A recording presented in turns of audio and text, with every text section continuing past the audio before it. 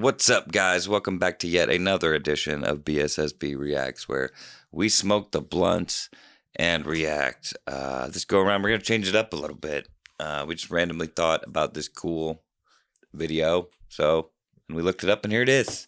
Yeah, if it turns out to be cool, you're watching this. If it's terrible, you're never seeing it. Yeah. So here we go. It's called the 9 Craziest Things Found on Google Earth. So this sounded interesting, so we're going to see how it goes. Yeah. Here we go. Number 9. Natural Lips, Sudan. One thing Google Earth has done is shown internet users the world in all its bizarre detail. Why do we say bizarre? Well, check out this image that was revealed out in the desert of Sudan. Pucker up because it looks like the landscape is feeling amorous. Though, to be honest, those lips may need some chapstick. We're thinking. Measuring 3,281 feet long, it really is an extraordinary natural feature. What appear to be trees have grown in such a way that they look like a great big kisser from the air. Even the sand has joined in the fun. What could be different colored sand acts like a kind of lipstick shade. This part of the desert is all glammed up with nowhere to go. It's found in West Darfur, in the vicinity of a village called Arawala. We reckon locals wouldn't be able to see the crazy sight at ground level, so they aren't aware their location is giving them some lip. They do look like lips, but they also look like Trementina-based New Mexico. The Church of Scientology is one of the most talked about religions and cultural phenomenons in modern history. With its A-list celebrity membership and its founder first achieving success as a sci-fi author, the church has grabbed its fair share of headlines over the years. With the group reportedly being very secretive, that sense of public interest only grows. So it kind of fell to Google Earth to reveal what's reportedly one of its key locations, an area covering 50 to 60 acres in the desert of New Mexico called Trementina Base. Trementina translates into English as turpentine. We're not sure we can explain that one. Anyway, the point here is to showcase this awesome location, which comprises various structures, including what's presumed to be a 3-story house constructed against a hill. According to one journalist, the operation continues extensively underground. There's a cathedral of sorts said to contain the text of creator L. Ron Hubbard. And these are apparently more than just texts. They're engraved onto precious metal. Yeah, no, that's what I mean. We should try to search it and go check it out, see. Why, so they could suck us in? Well, we'll try to infiltrate that shit. I'll talk to him. Whatever. But hey, man, what you got going on here? What's this about? I heard a lot of things. Just trying to hear it from the horse's mouth. Alrighty then. Let me explain. Here's some Dianetics books, and let's sign you up for these courses. We got some pamphlets. Yeah. All right. Sort of like a timeshare. Come into these classes, and we'll give you some coupons. L. Ron Hubbard. Guy thought he was a fucking boat captain. All right, let's go. And sealed inside capsules for protection. Protection against what? Well, it's thought that a nuclear apocalypse will put mankind out of action. Scientologists will leave and later come back to Trementina Base. How will they know where to find it? Simple-ish. There are 2 prominent markers in the shape of overlapping circles containing a diamond. This symbol is reportedly owned by the Church of Technology, itself connected to Hubbard's organization. A tunnel network is also said to form part of an underground survival area. Trementina Base has its own water supply, useful for being way out in the desert, but also great if a nuclear winter comes along. The base has been viewed from above by Google Earth, but what is it actually like inside? One man who's been there and done that is a Las Vegas policeman who, we should point out, wasn't a Scientologist. As he reported, he took a tour but wasn't entirely convinced everything was completely as it seemed. Will we ever discover what goes down at Trementina Base? Should there be anything to tell? Or do we wait for a nuke to go off before everything becomes clear? Hopefully not the latter option. Well, here's the thing. They believe, in, aliens, like an alien god, and he's going to come back and, all this weird shit, right? So either they genuinely believe that stuff and they're in preparation for something that's going to happen, or they know just as much as all the elites and billionaires that are building underground bunkers and shit, you know what I mean? Or they're doing some mischievous trafficking type bullshit. Yeah, I think that's a signal to the sky for something. Yeah. For the aliens. And that's where they drink the fucking Kool-Aid and do some shit. All right. Cool. Couldn't have said it better myself, you know? Yeah, dude. I'm just breaking it down. I'm like the yellow book. Yeah, dude. There you go. It's Scientology for dummies. You're B. Ron Hubbard. You know what I mean? That's it, dude. Breaking it down for you. Number 7. Island within a lake within an island with a lake. Philippines. What's up? If you happen to be living on Luzon Island, part of the Philippine archipelago, you might feel a little cut off from time to time. That's natural, what with living on an island and all. However, spare a thought for Volcano Island. That's the island that's part of Luzon Island. Come again? An island? Within an island? It's a big ass island. How does that work? It's about to get even more confusing because this island also contains crazy, dude. its own That's like island. one of those cool computer Before things. you reach for the painkillers, allow we us live in to a simulation. explain. Luzon Island features Lake Taal. Clear so far? That lake plays host to Volcano Island. As you can imagine, they don't call it that because it's a placid spot where nothing happened. The area has seen its fair share of hot stuff from under the ground. We're getting sidetracked. Volcano Island being what it is, there's a crater, and that crater has filled with water, creating a lake called, well, Crater Lake. Then, amazingly, Crater Lake has another island. Reports state it's actually more like a bump named Vulcan Point. And there's some people just showing up in them huts, probably. And you have one heck of a geographical puzzle. You can arguably only get a true picture of it via Google Earth. This location isn't unique, but it's almost there. Only one other place exists in the world with this type of layout, and that's over in Canada. Number 6.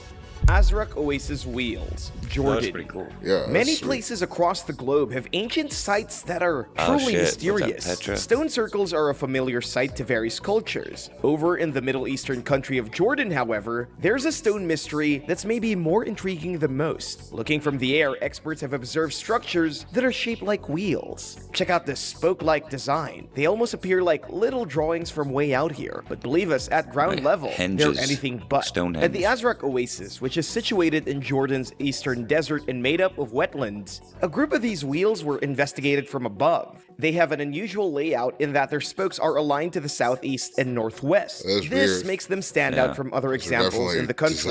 What's the significance of the orientation? Experts believe the spokes are supposed to be aimed in the direction of the winter solstice sunrise. It's a possible reason, though ultimately people don't know. The local people, the Bedouins, reportedly offer a vague explanation that the structures were placed there by their ancestors. Researchers have managed to pinpoint the age of a couple of these structures out in the Black Desert, found in an area called... Yeah, it does. No, I definitely see that, yeah. Dick, this is like a beetle or something, and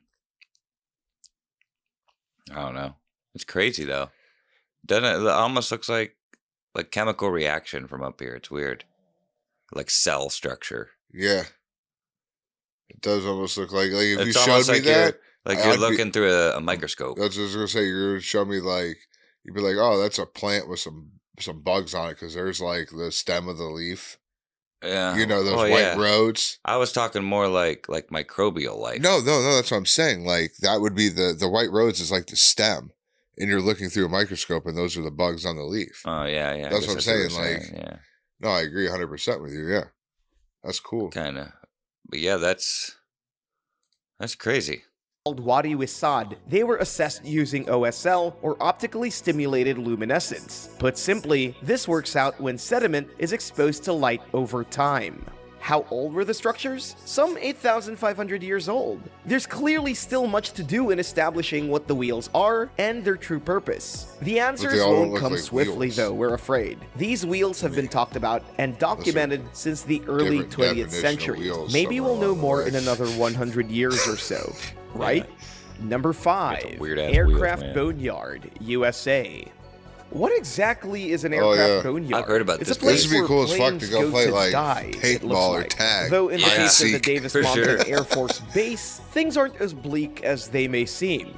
On the base is the 309th AMARG, or Aerospace Maintenance and Regeneration Group. You can bring an aircraft here either to junk it or pass it on to another pilot. Doesn't it harm the planes, leaving them out in the Arizona desert? Surprisingly, no. In fact, this location was chosen due to the optimal outdoor conditions. There's low humidity and rainfall, reducing the chances of rust. Also, the altitude here is a reported 2,550 feet, making the air quality on the friendly side. So if you take a trip to the boneyard or check it out on Google Earth, what do you see? This fascinating place could be described as a museum. It's been in operation since the 1940s. planes. Planes such as a B-29 Superfortress, C-47 Skytrain, and a Convair B-36 it would just be cool to go see that plane. Sure, but all kinds of, that's like, go walk, be like, all kinds of historical shit. There's probably shit there that there's only like one or two of left. On the planet, huh? On arrival, the planes are stripped of stuff like weaponry if they're former military craft, and their leftover fuel is removed. Then they get a good wash. Plus, they also get some extra help in coping with those helpful but harsh desert conditions. Rich fucks go buy some of this compound shit. Known as probably like they know a guy. They're like, hey man, it's just gonna be sitting there. We just got a good C-130, and if you need something, that's exactly what it is. How much they want for that? Yeah. Shit, dude. Some of them probably aren't in the best shape, though. Yeah. But they did say some pilots leave them there for other pilots. So, like, they're just like, it seems like it's like, all right, you go there, get a used plane. Yeah. Or somebody knows what they're doing or looking for certain, or even like pieces and parts. That's what I'm saying. I'm sure with that many planes, like on the left, those all look at that. Like, you could probably piece and part some shit together and make a couple badass, you know? Yeah. I don't know. I guess it depends on who owns them all. And what he'll allow to happen to his shit. Yeah, that's cool though. Harsh desert conditions. A plastic compound known as Spraylat can be sprayed on the bodywork for protection. We guess it's a little like slapping on some sunblock. Lord knows you need that out in Arizona. Preserve Flood Lake. This may look like something out of a horror movie, but it's all too real. Google Earth captured this vivid and scary image of a lake in Iraq that's colored bright red. Named Lago Vermelho, it's in the Sadr city area of Baghdad, and certainly got the internet talking when images were posted. The perhaps reassuring news is that this was a temporary state of affairs. Reports state that Lago Vermelho is looking more watery these days, and not like a butcher's bucket. Speaking of butchers, and press fast forward if you're squeamish, the red coloring has been put down to local establishments throwing blood and such into the lake. We should point out, however, that this is only a theory. Truth be told, no one seems to know why this phenomenon happened. Some have offered the explanation of salt levels in the water. Others say that this is a disturbing side effect of pollution. Because the red is no longer there, it remains a tantalizing mystery, and a gruesome looking one. Number 3. I wouldn't blame it on pollution. I really wouldn't blame it on pollution because the other ones weren't fucked up at all. Yeah, I guess it's like something specific about that section of it. There's got to be something in the water that does it, right? Yeah, I mean, there's some that's in the water. Maybe I missed them. Did they say what it was? No, they showed that dude testing it, but they didn't say anything about test results. And they gave a theory about maybe blood in the water. Or high salt levels. But because I know there's different colored lakes and stuff all over the place, and it's because of what's in the water, like the different type of plankton or the salt in it or something. You know what I mean? Or the algae in it. You figure they'd be able to test and be like, hey, this is what it's high in. Yeah. This is what it is. Like I said, unless I missed something. I didn't hear him say it. But that's crazy. Pentagram, Kazakhstan.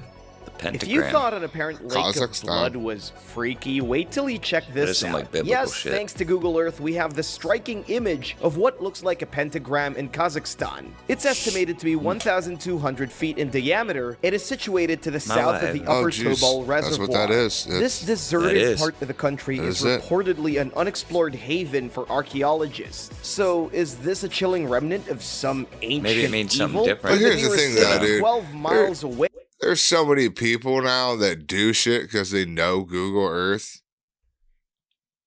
takes shit and they just do it. What do you mean? Like, there's people that do shit in their yards. There's people that do shit. That's big. That's really big, though. Yeah. But, like, they were out in the middle of fucking nowhere with nothing to do, it looked like. Well, I don't know. He might tell us that, like, it's been there for a long fucking time. Could be. But I mean, it's man-made for sure, but, like... That's what I mean. There's a lot of shit you got to, like... It's just what's the story behind it and why. But, yeah. You got to question some of that. But what I was going to say is it really depends on the culture, too. Like, what if that means something different there? Yeah. Good. I don't know. Maybe I sound like an idiot. Maybe that means the same thing everywhere. But yeah, Mark, it's an international sign. Sorry, my bad. God. My bad. A chilling remnant of some ancient evil? With the nearest city 12 miles away, this might be the perfect spot to summon any demonic forces from beyond our world. Before you get too excited or flee your room in terror, there's a practical explanation for the epic pentagram. It's actually a star-shaped park dating back to the days of the Soviet Union in Asia. Okay. Instead of sacrificing goats, you'd probably be more likely to take your dog for a walk here, right? Number 2. There you go. So who owns this land? Persian Gulf.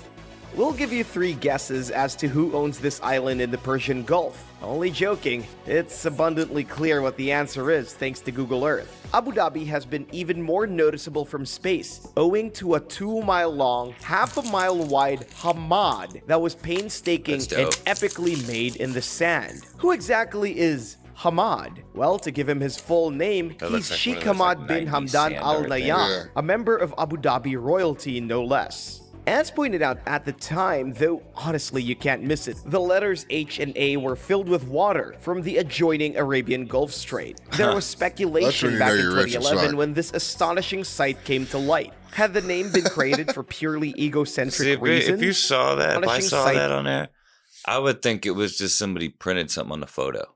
Yeah. And that like it just happened to like the color for some reason bled into there. But that's crazy because you can see the water like kind of going in. Yeah, that's G shit right to there. The M. That's cool.